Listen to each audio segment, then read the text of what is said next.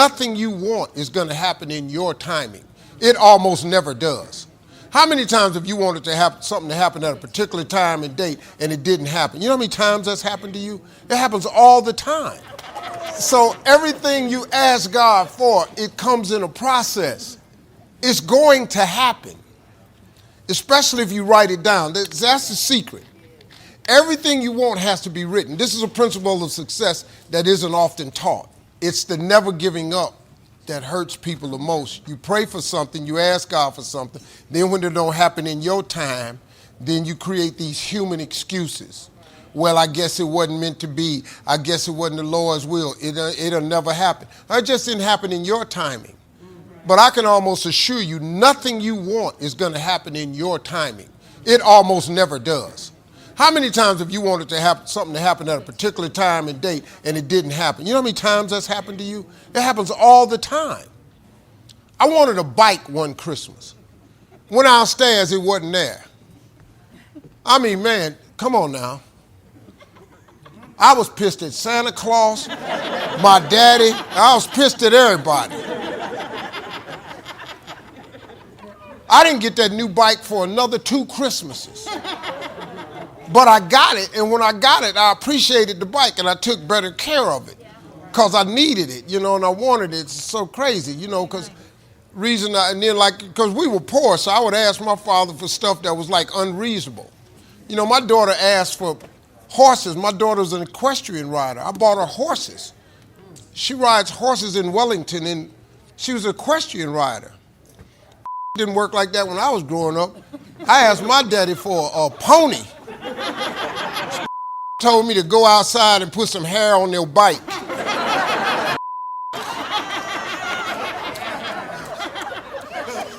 So everything you ask God for, it comes in a process.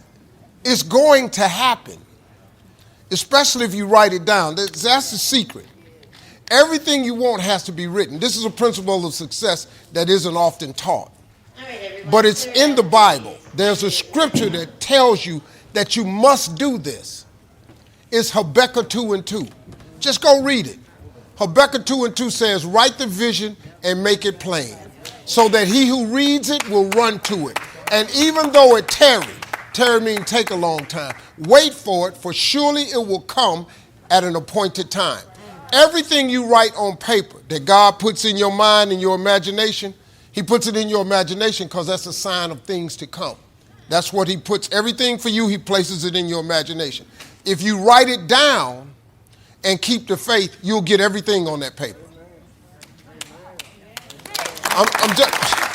Listen, this is not a magic trick. This ain't no theory of mine. This is how it works. But everything I put out comes back to me because I put it out with the expectation that the law of attraction works, that write the vision and make it plain so that he who reads it will run to it, and even though it tarry, wait for it, for surely it will come at an appointed time. That's a fact. That's in your Bible. I dare you tonight to go home and read Habakkuk 2:2. I dare you. And then I dare you to write everything you want on a piece of paper. And I dare you to read it every day and every night. And in a year, I want you to look back at that paper and see how much stuff you have. I dare you to try it. I dare you. That's what I'm talking about now. You have to understand why you're going through the period that's causing you to make you want to give up. See, the devil has one mission only, is to rob you of your destiny. If you quit whatever you're trying to accomplish, if you quit, whatever you were trying to accomplish can never happen. There's not even a remote possibility. If you quit, there is no chance of it popping back up again, coming back later. Quitting is guaranteed failure. That's the devil's only job. If he can get you to give up, you have been robbed of your destiny. As you have aspirations, you got to understand that the devil understands your aspirations too. The devil's job is to rob you of your destiny. So there will always be an obstacle. So if you're waiting on the right time, you'll never make the move. You have to go. If he can get you to become a criminal, He robs you of your destiny. If he gets you to never follow your dream, chase your dream, he robs you of your destiny. If he causes you to think that this is all my life is, he has caused you to rob you of your destiny. This is yours. You're the captain, you're the master, you're the foreman, you're the general, you're the head. Don't give control of this to nobody, especially the devil. The difference between successful people and non-successful people is what goes on in between here. That's it. They're not smarter than you. God don't love them more than he loved you. It's just that they thought themselves into a different position. And that's all. You have to master this. When you have thoughts that are negative, that's not God. That's Satan. He's doing everything he can to keep you from being who God made you to be. You got to get focused, man. Do not let Satan come in here and function and operate, because he has one mission: to keep you off course, to make you not think it's possible. That's his only job. So he has a lot of people that work for him full time. They're called haters. I have lots of haters. They on the internet all the time. But who are they though? They don't even know me. People who are haters on the internet, I call them thumb gangsters. They just typing shit. Their little punk got a private page. They saying shit about, they don't even know me. So I don't give them no energy. I give haters no energy. Who are haters? Haters are not shakers and movers. They're not power brokers, and they're not decision makers. The only way a hater has power over you is if you give it to him. That's the only way. Martin Luther King said once, a man can't ride your back unless you bend over. I don't bend over. Long as you don't be what God made you to be. That's the devil's only mission. So he's going to throw opposition in it. And along the way, I don't care who you are, whatever you pursue, you're going to have opposition. But your goals and dreams have to be bigger than your problems. And I always just kept big aspirations and dreams. And then when I ran into problems, and I ran into some big ones. You know how you old people say, I ain't got no problem bigger than my God? Well, I didn't. God is always coming. Here's the deal. The moment you ask God for something, he boxes it up and he ships it to you. Here's the problem with the package. He never gives you the date that it's going to arrive. It's going to come. He just don't tell you when. If he told you when, it would destroy the relationship that's required to have an abundant life, which is faith. And even though it was times I felt like giving up, I still just, somehow, man, I remember all the scriptures my mother used to teach me when I was a little boy. They used to come tumbling back in my head. I was homeless, living in a car for 3 years. I just kept the faith. What most people do is they give up before God give you the gift. See, when you ask God for something, he boxes it up and he ships it immediately. But you have to remain on Faith Street in order to receive the gift. The problem is when God boxes up the gift and he ship it to you, he never gives you the date that the package is going to arrive. Somebody sent me a plaque one time that I keep on my desk now. The plaque said, if you're going through hell, keep going. I mean, why would you stop there?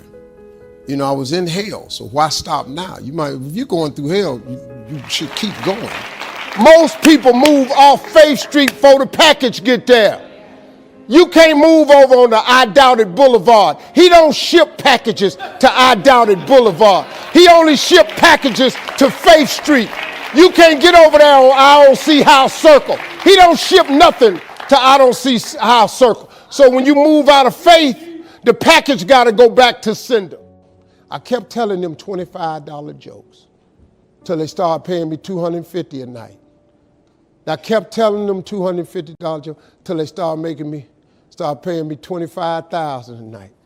I kept telling them $25,000 jokes till they started paying me $75,000 a night. Then I told them jokes for $75, then they started paying me $125 a night. If you make one step, he'll make two.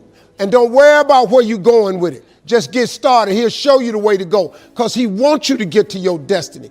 But he got to make sure that you want to get to your destiny first. If you tell him you want to get to your destiny, that God you serve, he going to show you how to do it. You can believe that. Don't forget to pray. Don't be ashamed to pray. And don't ever be too proud to pray. Because prayer changes things. Thank y'all. A couple of things kept me going. Most of it was messages that I had learned from my mother. But I learned something about faith. Faith comes from hearing, not from having heard. My mother was telling me those messages years ago, but during my homeless years, I would rehear them, and that's when it mattered. And I had such a grand dream and vision, I was willing to push through to see what the vision was going to be, to see if I could get to the dream. And I kept hearing my mother say words like, God didn't bring you this far to leave you. So I said, okay, well, maybe he ain't left me. Let me just see if I can wake up tomorrow, something will change.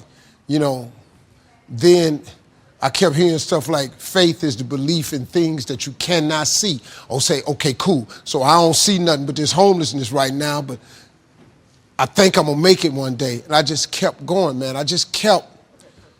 Now, don't get me wrong, it was days I wanted to quit, a lot of days. I almost drove back to Cleveland several times and just gave up. But, you know, man, your dreams have to be bigger than all your fears. If you see, that's why you have to have big dreams. Because your dreams have to be bigger than all your fears and all your consequences. What makes people go back is you dream too small. See, your problem in life ain't if you aim too high and you miss it. Your problem in life is if you aim too low and you hit it. You messed up now. So when you aim to the moon and you miss, you still amongst the stars.